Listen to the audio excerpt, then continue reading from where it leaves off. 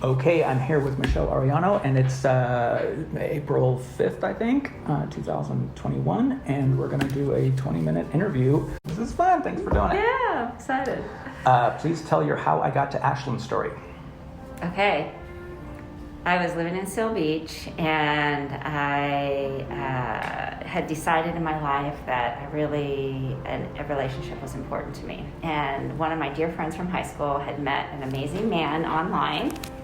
And it's our time. And so I thought, and I had met him, and I thought, well, I'm going to check it out. So I checked it out, and I ended up meeting an amazing man that lives in Talent. And we started dating, and we dated for about a year. And I was working for Boys and Girls Club of America at the time, and I was a regional director. And I was able to move my position and serve the area up in like Northern California and Tahoe, and I was able to move my territory. So I moved here. And what year was that? It was, wow, that's a great question. 2000. I'll give it to you and then I need to verify just to make sure. I think it was 2014. Either 13 or 14. I'm not the best with years. And I moved up here. And from California. I was in Seal Beach at the time. Raised my kids in Temecula, and when my boys were raised, I moved to Seal Beach and had this cute little beach cottage about a block away from the beach. Absolutely loved it. And I was in ministerial school at the time, so a lot of life changes. I moved up here, and it was a big change for me. But I started to really like Oregon. I still miss California. I was here for 2 years, and Eric Day is my partner. He and I ended up moving back to California for a job. A dear friend and mentor of mine was the CEO of the Boys and Girls Club in Santa Monica for over 30 years, and he had been talking to me a lot. The position was open and really wanted me to come into that role, and it felt like the right thing to do. So we moved to Santa Monica, and I was there for about 2.5 years and realized how much I missed Oregon. It was great to be able to come here, leave, and come back, and it just gave me such a great appreciation for this area, this valley, the people. And so when I came back, I connected with Centers for Spiritual Living in Rogue Valley, and Rev Kimberly and I had lunch, and we talked about me coming on board. So I'm a staff minister there. And I knew that there was more that I wanted to do in nonprofit, and that's where I saw the job opening for OHRA. And it said part-time, and in my mind at the time I thought, perfect, part-time executive director role. I have a lot of experience I can add. It sounds like an amazing organization. And jumped in and interviewed, and I was wowed by all the people, and I took the position. It was never really part-time, and I'm incredibly grateful that I did. The people that I've met and the people that I'm able to work with it's been outstanding. I mean, they're just caring, compassionate. They're in it for the right reasons. That's a long answer. Next question. Much of your career has been serving children and families. What drives you? What drives me is my childhood was bumpy, and I'm a very loving mom. Mom-dad divorced when I was pretty young, and a lot of dysfunction and alcoholism. My mom's sober now, which is great. But providing safe places for kids is a part of my heart and soul. And I get emotional when I talk about it because it's a part of my fiber. It's a part of my ministry. And then kids are kids. Kids, all of us have our inner child. So doing the work at OHRA was just a great segue into working with adults and that are in need. And it's that sense of belonging, a sense of we called it Buick at Boys and Girls Club, a sense of belonging, a sense of usefulness, a sense of influence, and a sense of confidence. So that it was for the kids, but that translates to all of us. Mm-hmm. And so my mission in life is just to work with people at a soul level and to show them how amazing they are. Love it when people talk about life mission. Work with people at a soul level. Want to elaborate on that? Life mission? Life mission. So again, my childhood, always wanting and seeing how, and I think this way of how things could be better, or how people are marginalized. You know, we didn't have money, and I could feel marginalized when I was a kid, and how we are all equal. That's another piece that's really important to me, is equality across the board. And that's, you know, these challenging times, it's hurtful for so many of us to see the lack of that. And so in working through my life, I see clearly when you can see somebody and see how amazing they are, they can start seeing it in themselves. And I've had so many people do that for me. I come on the shoulders of so many mentors that I want to give that back. And to me, I don't think that there's any better work. I was involved with CSL, took all the classes, went through practitioner. I went on a retreat at Agape. Reverend Michael Beckwith is somebody that I highly, highly regard, and I love his teaching and philosophy, which is very similar to Science of Mind. It's the same. And in that retreat, I had this vision, and I was really working on my purpose and my next steps. And in this vision, he was mirroring back to me during the meditation about what I wanted to do. I've done outreach work in South Africa, working with Boys and Girls Club, doing community work, being involved with the spiritual center. And so he kept showing me these things, and I was like, yes, maybe, yes, not sure. And then all of a sudden, he looked at me and he asked me, what is it? You know, and I looked back at him, and I looked at these beautiful faces of the villagers, and it was kids, it was adults, it was elders, and it was, I want to work with people at a soul level.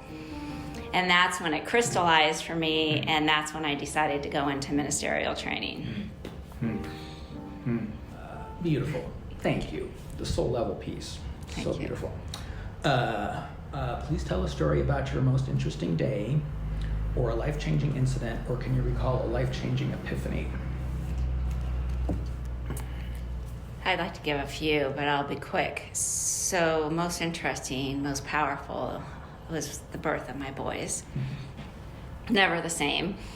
They're 14 months apart, and they are the light in my eyes. I mean, I just love them more than anything. They are now 31 and 32.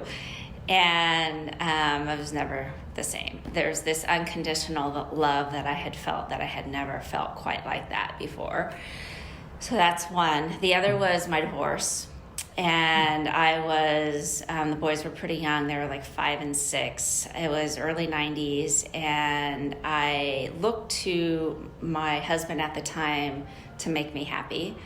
I was young, naive. And so going through the divorce process was very much an awakening for me, and an understanding that happiness was my responsibility, that living this life was inside, not outside. And that took me on my spiritual journey. And I am forever grateful for that, forever grateful. And then one more final is a year and a half ago, I lost my niece. And 2 weeks later, coming back from California after the services, we were in a car accident. And we rolled 3 times across the freeway. I had fractures, probably, I think 7 in both feet and legs. Couldn't walk for 2 to 3 months, and then had to rehabilitate all the way up through a wheelchair to a walker to a scooter. And I knew that there was something there for me, a lesson, and it took me a little while to find it, but the lesson was how precious this life is and how quickly it can go. and not to take it for granted. And there's a deeper part of me that has great gratitude that I never had before, for the simple things, the most simple things. So that, and then also having an incredible compassion for people with disabilities and how the life that they live, I mean, everything just looks so different. And I think as each experience I go through in my life, it provides me more compassion working with others. Okay, jumping to the other side of the spectrum of these kind of questions, what's your best talent, silly and serious? Serious is my creative ability is a strategic thinker. I'm very visionary, and I'm the connector to bring people together for a greater good. And that has been in my nonprofit world, in my life, and seeing things in a way that it's like you have the canvas and the paintbrush, and that's the area that I can do, but I do it through communications, through connecting the right people, encouraging, motivating, inspiration. That I think would be a talent. And then the silly part of me is when I'm with my family. I mean, I just absolutely adore, there's 6 siblings, we're crazy and wild, and we're a lot.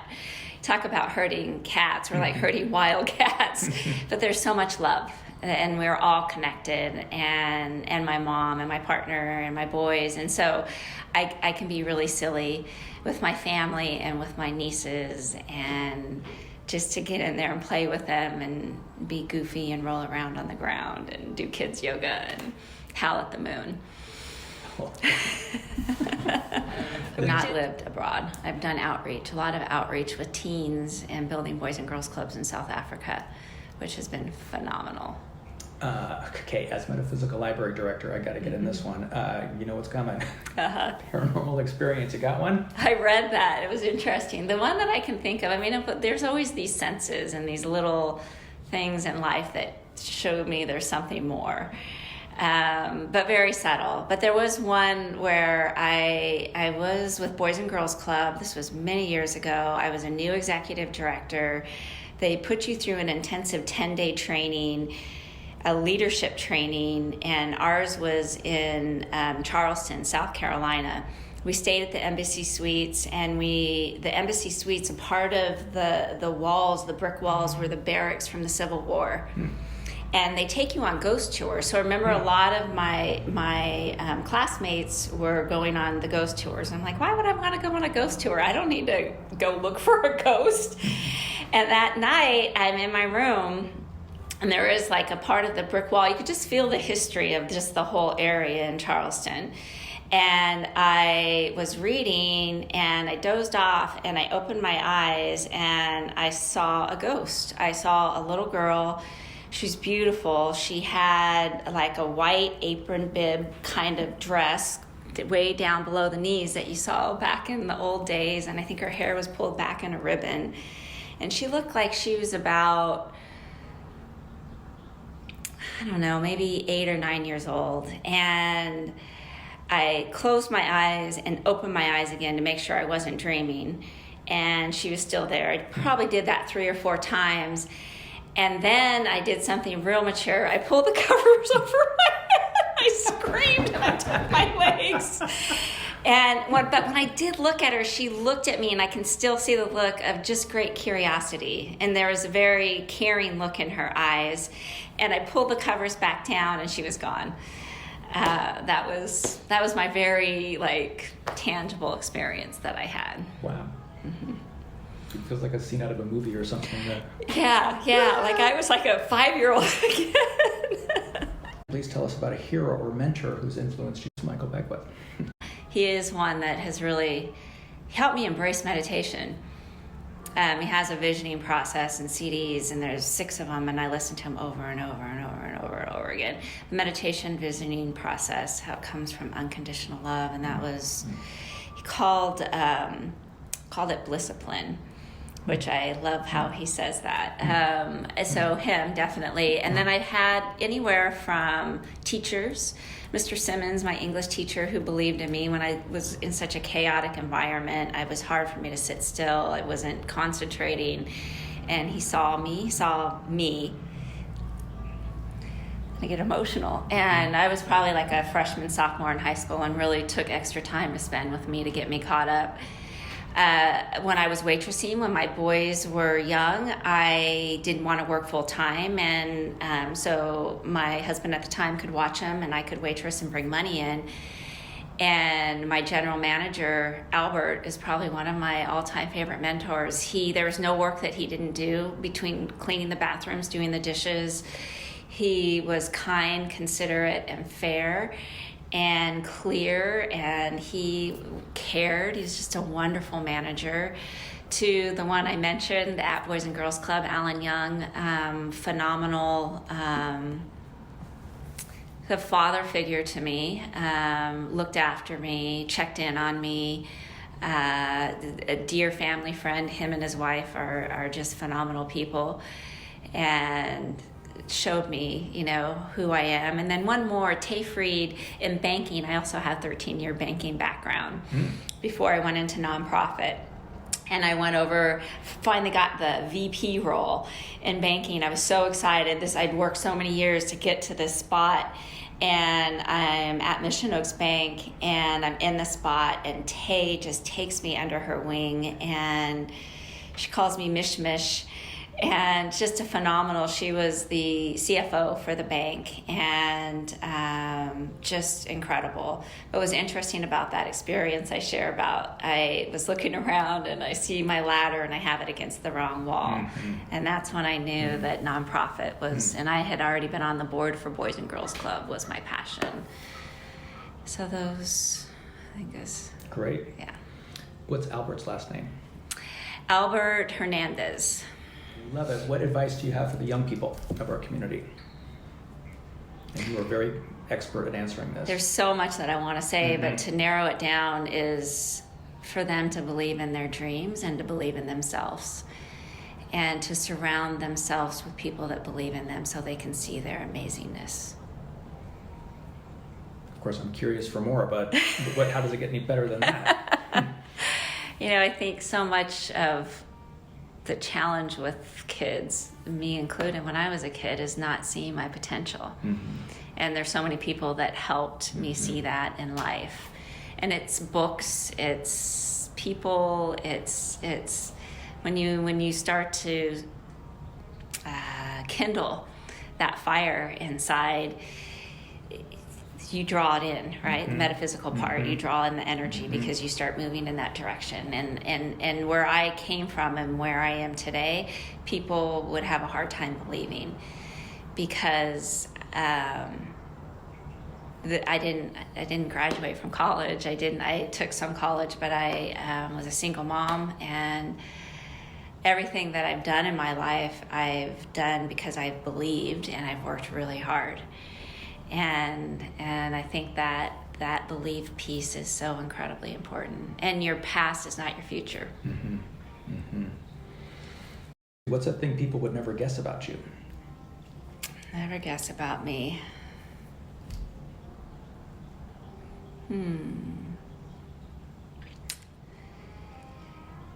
I don't know. I feel like I'm pretty transparent.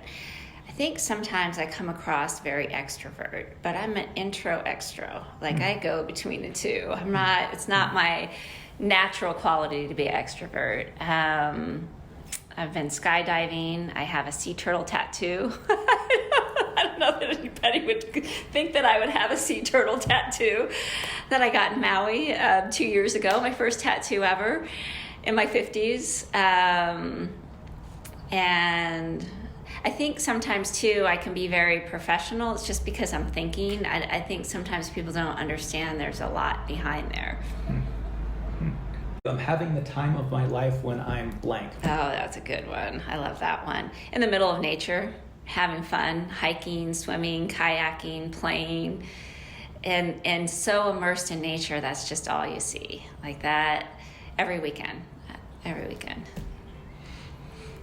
How are you doing on your bucket list? I'm doing good. I went to Peru 2 years ago. We did the Inca Trail to Machu Picchu. Eric and I did. Woo!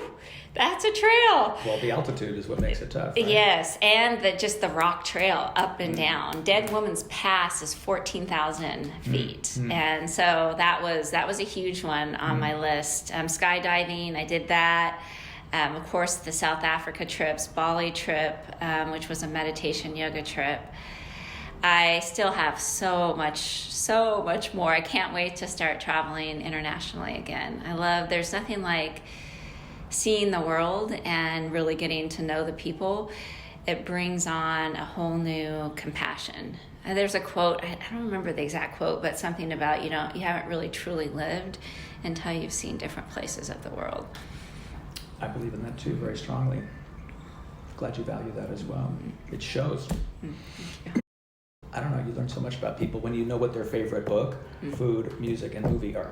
I love that question. Do you? Yeah, just because they all mean something to me. My favorite book is Broken Open by Elizabeth Lesser.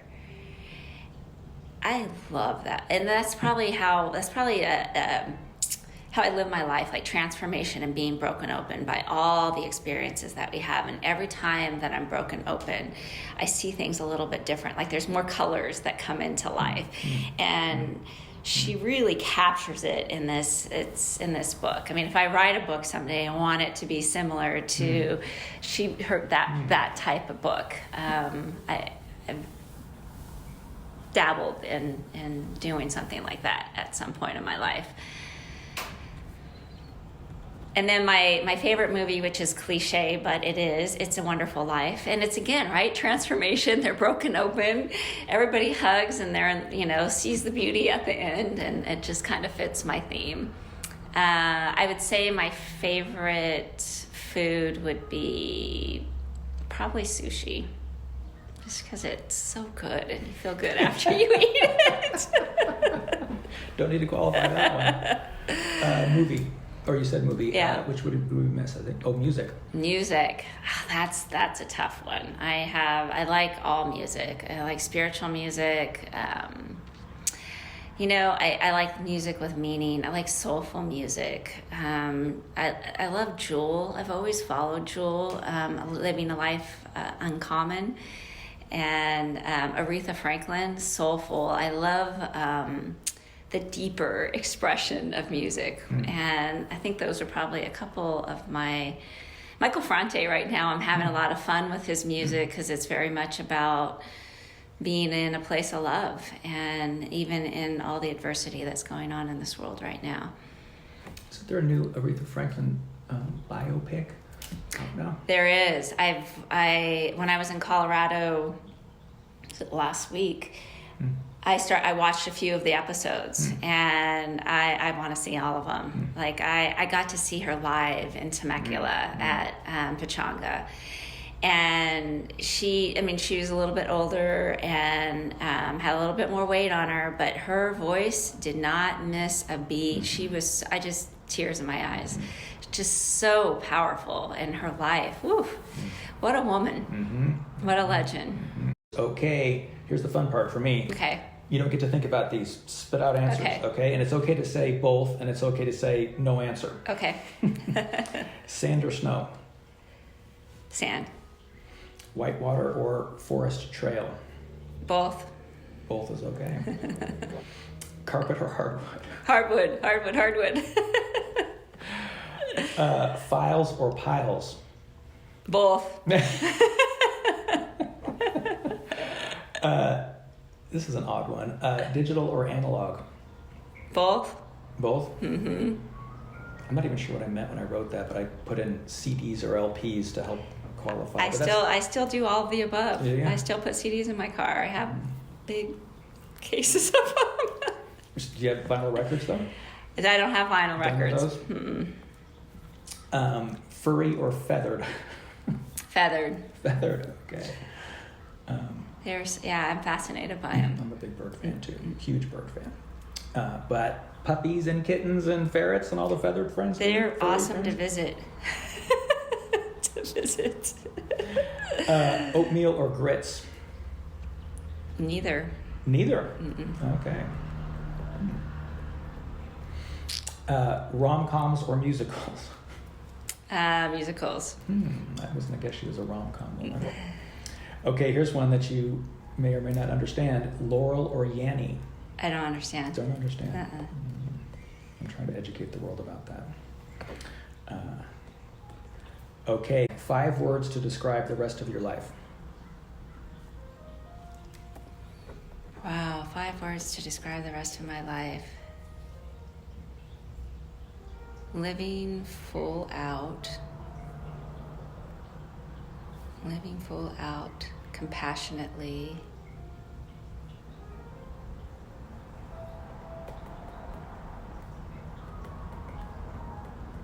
And open. Try to figure out, like, I could feel the sense of the word, but open ended up fitting the best. Is that 5? I borrowed that one from Stephen Colbert's show. He's been doing that with celebrities. He's got about 10 questions that he asks all the same 10 to celebrities, and that's one of them, and I think that's a great question. Anything else you want to add to any of that? Or authentically. Authentically? That might be better than openly. Yeah, authentically will capture more of it. Anything else? So elaborate on any of this that is coming to mind now? You know, one of the things I was thinking too is, I don't know if you want to say anything about it, but you could if you wanted to, that I will be stepping down from the ED position, working part-time at OHRA and doing more ministry, which fits into all my passions. Like the whole theme of what we talked about and the accident and seeing things more clearly, I knew that I loved what I was doing. But after about a year that I wanted to step down from the ED because I wanted to pursue ministry more. So that all of that tied into the clarity, and literally been working so closely with the board and CAS. And so it's been a beautiful transition. A lot of organizations have a harder time when you give a month notice and then you leave or you quit as soon as you, but for the organization to be evolved in a place that we could work through this so eloquently. And so I was going to step down April 1st. Now it's going to be May 1st, just because we did start operations, modified operations at the new OHRA Center. And so it's an incredible opportunity for me and for Cass. To step in as the new ED, who is the right and perfect person. So we started 20 rooms, and we opened on April 1st, and hired the staff. So the next thing is we're going to add another 10 rooms. So the sheltering was the biggest piece. We're in the process of putting the remodel together and raising the dollars for that. The remodel hopefully will start within the next month or two, and then from there we will move the resource center in. That'll probably be fall timeframe. All of our operations will be out of the OHRA Center, which will be incredible, but we'll do modified through the remodel, which will probably be around 30 rooms, 30 to 36 rooms. But we couldn't wait because there's such great need right now. Totally.